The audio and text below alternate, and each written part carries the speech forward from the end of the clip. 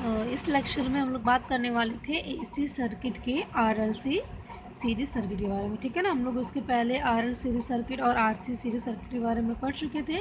तो हमारा जो नेक्स्ट जो टॉपिक था वो था सीरीज आरएलसी सर्किट। ठीक है, इसके बारे में पढ़ना आप लोग को, यानी कि सीरीज आरएलसी सर्किट कैसे बनते हैं और इसके वेक्टर डायग्राम क्या होते हैं और वोल्टेज ट्रायंगल, इम्पीडेंस ट्रायंगल, ठीक है, क्या क्या फॉर्मूले कौन कौन से इससे मिलते हैं। ठीक है, ये सब हम लोग देखेंगे। सबसे पहले बात कर लें आरएलसी सीरीज सर्किट की। आरएलसी यानी कि आर फॉर रेजिस्टेंस, इंडक्टेंस और कैपेसिटेंस, इन तीनों का सीरीज। ठीक है, इन तीनों को हमने सीरीज में लगा दिया है। आर यानी रेजिस्टेंस, एल यानी इंडक्टर और सी यानी कैपेसिटर को। ठीक है, और इनके अक्रॉस क्या हमारा वोल्टेज आ जाएगा। आर के अक्रॉस कितना, वी आर क्या है, रेजिस्टेंस के अक्रॉस वोल्टेज है। वी एल क्या है, इंडक्टर के अक्रॉस वोल्टेज है। और वी सी क्या है, कैपेसिटर के अक्रॉस वोल्टेज है। और टोटल अप्लाइड वोल्टेज कितना है, यहाँ वी है, इसमें करंट फ्लो होगी आई। हम लोग देख लेते हैं। यहाँ पे आप लोग लिख लीजिएगा, ऐसे अगर लिखना होगा तो मान लेट करके कि वी आर यहाँ क्या है, V R is equal to voltage across R, B L is equal to हो जाएगा voltage across inductor, V C is equal to हो जाएगा वोल्टेज अक्रॉस कैपेसिटर। आई क्या है, करंट है, वी क्या है, अप्लाइड वोल्टेज है। तो यहाँ से हम बात करें इसकी वेक्टर डायग्राम की, तो जैसा कि आप लोगों को पता है जो प्योर रेजिस्टिव सर्किट होता है उसका वेक्टर डायग्राम क्या था, ये केवल एक सिंगल लाइन थी जिसपे कि हमारा वी आर और आई को रिप्रेजेंट हम लोग करते थे। ठीक है, इस कंडीशन में अगर हम केवल प्योरली रेजिस्टिव की बात करें तो हमारा ये वेक्टर जो है ये बनेगा, केवल ये दोनों उस टाइम नहीं बनेंगे क्योंकि हम आर एल सी तीनों सर्किट के बारे में पढ़ रहे हैं। तो यहाँ तीनों वेक्टर जो होगा वो इम्प्लीमेंट होगा। आप लोगों ने जो आरसी सर्किट पढ़ा था, आर और सी सर्किट, इसमें क्या था, वोल्टेज हमारा क्या था, करंट से लीड करता था। प्योरली इंडक्टिव सर्किट में जो वोल्टेज होता है वो करंट से क्या करता है, लीड करता है 90 डिग्री। जबकि प्योरली कैपेसिटिव सर्किट में हमारा वोल्टेज क्या होता है, वो करंट से लैग करता है। या ये कह लीजिए कि हमारा अप्लाइड जो हमारा वोल्टेज होता है, कैपेसिटिव वोल्टेज जो होता है वो करंट से लैग करता है और जो करंट होती है वो कैपेसिटिव वोल्टेज से लीड कर रही होती है। तो इस कंडीशन को हम लोगों ने इसके थ्रू दिखा दिया। ठीक है, सिंपल ही है, इसमें ज़्यादा टफ नहीं है, आप लोग परेशान नहीं होना। और सिंपल से इसको जब सर्किट इसको सॉल्व करेंगे, आप लोग वेक्टर बनाएंगे, एक एक करके समझेंगे तो समझ में आ जाएगा अच्छे से। जो ये साफ साफ देखिए, आर के लिए जो हमारे पास प्योरली इंडक्टिव सर्किट होता है इसमें कोई फेज डिफरेंस नहीं होता है, जैसा कि आप लोगों को पता है। तो जो हमारा वोल्टेज और करंट होगा वो सेम फेज में बनेगा, तो यहाँ हमने सेम फेज में इसको दिखा दिया। अगर हम इंडक्टर की बात करें तो इंडक्टर में, प्योरली इंडक्टिव सर्किट में क्या होता है कि जो हमारा वोल्टेज होता है वो करंट से 90 डिग्री लीड करता है। ठीक है, सारडी में बताया गया था, आप लोग उसमें ध्यान दीजिएगा। वोल्टेज जो होता है इंडक्टर के केस में, प्योरली इंडक्टर के केस में वोल्टेज हमारा 90 डिग्री लीड करता है। जबकि कैपेसिटी यानी कि प्योरली कैपेसिटिव सर्किट की अगर बात करें तो वहाँ पे हमारा क्या वोल्टेज होता है, वो करंट से 90 डिग्री लैग करता है, या करंट वोल्टेज से 90 डिग्री लीड करती है। ठीक है, तो इन तीनों को यानी प्योरली रेजिस्टिव, प्योरली इंडक्टिव और प्योरली कैपेसिटिव सर्किट को अगर हम तीनों को एक साथ बनाएं तो इस प्रकार से कुछ हमारे पास वेक्टर डायग्राम हमको मिलेंगे।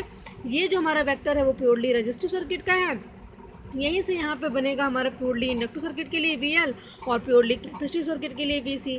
ठीक है, हमने आई को क्या यहाँ पे रेफरेंस माना है। तो यहाँ से हमारे पास इस R L C series circuit के लिए वेक्टर डायग्राम हमको मिल गए। ठीक है, अलग अलग हम लोगों ने इसीलिए पढ़ा था ताकि हम इम्प्लीमेंट करने में हमको वहाँ ज़्यादा प्रॉब्लम ना हो, आसानी से हमको समझ में आ जाए वेक्टर डायग्राम।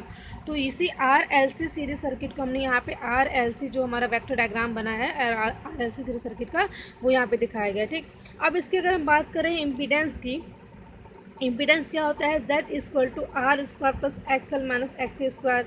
ठीक, इसकी हम लोग अभी देखेंगे, प्रूफ करेंगे, पता चले कैसे आता है। इसमें जो R L C series circuit होता है इसके दो केस बनते हैं हमारे पास।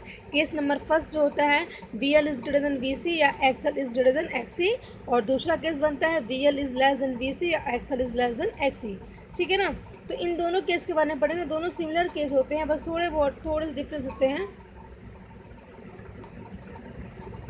इसमें जो डिफरेंसेस हमारे होंगे कैपेसिटिव रिएक्टेंस और इंडक्टिव रिएक्टेंस के लिए केवल हो जाते हैं, एक्सी और एक्सएल का इफेक्ट हो जाता है केवल। तो चलिए हम लोग देख लेते हैं केस नंबर फर्स्ट की अगर हम बात करें। केस नंबर फर्स्ट हमारा ये है और केस नंबर सेकंड ये। ठीक है, एक एक करके बात करते हैं। पहले हम केस नंबर फर्स्ट की अगर बात करें तो हमारे पास केस नंबर फर्स्ट के हिसाब से ये बनेगा, यानी जब V L is greater than V C होगा। ठीक है, इसके लिए हमारे पास ये वेक्टर डायग्राम बनेगा। ठीक है ना, देखिए इसको समझिए।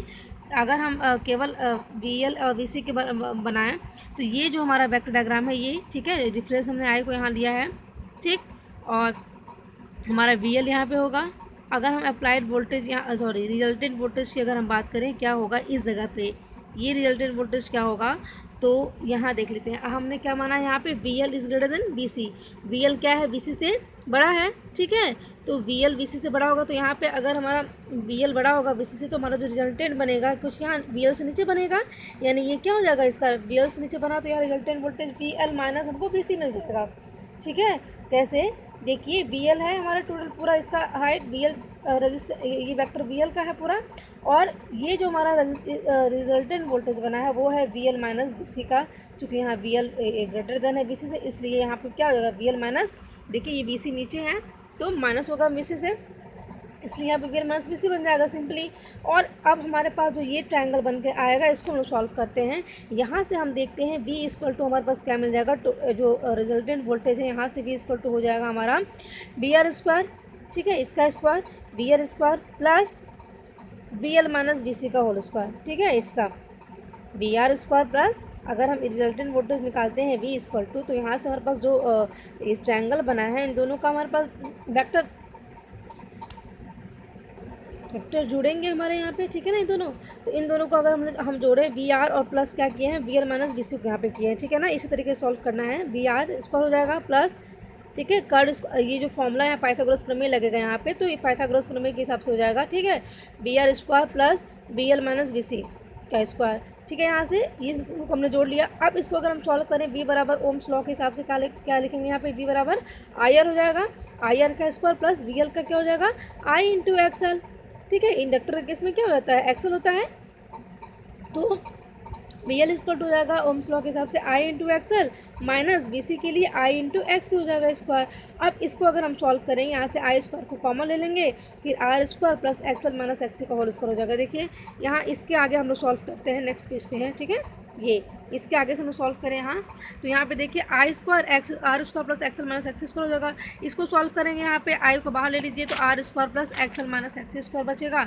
यहाँ से वी अपॉन आई इधर आ गया, तो वी अपॉन आई क्या हमारा हो गया ओम्स लॉ का इक्वेशन हो गया, V upon I equal to किसके होता है, वी अपॉन आई आर के इक्वल टू होता है, यानी प्रतिरोध के इक्वल टू होता है। तो प्रतिरोध इसमें क्या है इम्पीडेंस है, ठीक है। जो हमारा वी अपॉन आई बराबर R square plus XL minus X square हो रहा है, इसको हमने क्या माना है जेड बराबर, यहाँ इम्पीडेंस माना है, ठीक है ना, जेड इक्वल टू उसको माना है, इस पूरे इक्वेशन को वी अपॉन आई बराबर जेड माना हमने यहाँ पे। तो अब ये जो हमारा ओम्स लॉ इक्वेशन है इसके इक्वल्स को हमने कर लिया। अब हमारा क्या होगा V upon I equal to Z हो जाएगा, ठीक है, चूँकि हमने इसको जेड माना है, इम्पीडेंस माना है, इसलिए V upon I equal to Z. अब यहाँ से वी का मान निकल जाएगा आई इंटू जेड, ठीक है ना। जेड बराबर क्या है हमारा R square plus XL minus X का स्क्वायर है, तो जेड बराबर हमने लिख लिया R square plus XL minus X का होल स्क्वायर। अब अगर हम इसके अगर वोल्टेज ट्रायंगल की बात करें, चूँकि जो हमको केस नंबर फर्स्ट के लिए ये हमारा वोल्टेज जो हमारे पास वेक्टर डायग्राम हुआ था, देखिए ये वेक्टर डायग्राम क्या हमने यहाँ पे दिखाया आप लोग को सिंपली समझने के लिए, इस प्रकार से हमने बनाया था, ठीक है ना। B L minus B C हमारा यहाँ बनेगा, तो इसमें जो वोल्टेज ट्रायंगल बनेगा हमारा वोल्टेज ट्रायंगल ये बनेगा जो केवल वोल्टेज के लिए होगा, ठीक है ना, केवल वोल्टेज। तो वी एल माइनस वी सी और यहाँ अप्लाइड वोल्टेज वी और वी आर, ये वेक्टर और ये वेक्टर मिलकर केवल यहाँ पे आएंगे वोल्टेज ट्रायंगल बनेंगे।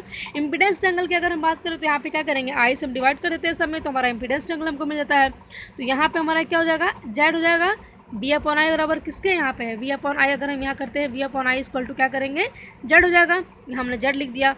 अगर देखिए V L minus V C, ठीक है, V L minus V C upon अगर आई करें तो एक्स एल माइनस एक्स हमको मिल जाएगा, ठीक है ना।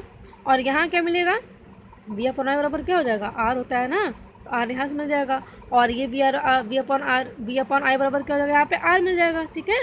वी आर यहाँ लिखा है, यानी कि प्योरली रजिस्टिव सर्किट के लिए रिप्रेजेंट किया गया है वी आर को, ठीक।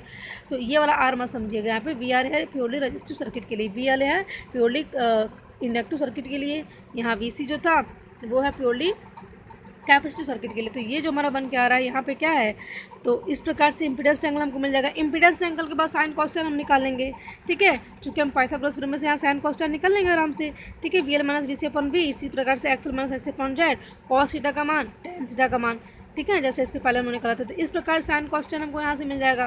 केस नंबर फर्स्ट की हमने बात कर ली है, केस नंबर सेकेंड की बात करेंगे हम लोग।